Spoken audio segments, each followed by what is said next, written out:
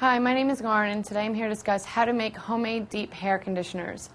Homemade hair conditioners are very good for the hair. You can use very household products, things that you would have in your kitchen anyhow. One really good one is actually just to apply mayonnaise throughout your entire head. Start at the root, work it all the way down, go section by section, and really kind of saturate your entire head.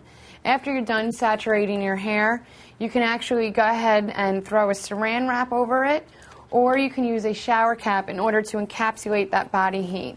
You're then going to want to add a little bit of heat. What the heat's going to do is actually open up your cuticle and really help the conditioning agent infuse into your hair. You can use a blow dryer and blow the top of the cap, or you can use a hot towel. If you take a towel and soak it in hot water, wring it out, and then place it on your head, that'll work just as well. After you're done with this, you're then going to shampoo your hair. Leave it on for about 15 to 20 minutes so that way it really saturates, and then wash it out as regular. You can shampoo it and you can condition it thereafter. Your hair will automatically be softer, have a little bit more of a silky shine to it. If you really want to enhance it, you can actually also add half an avocado to it.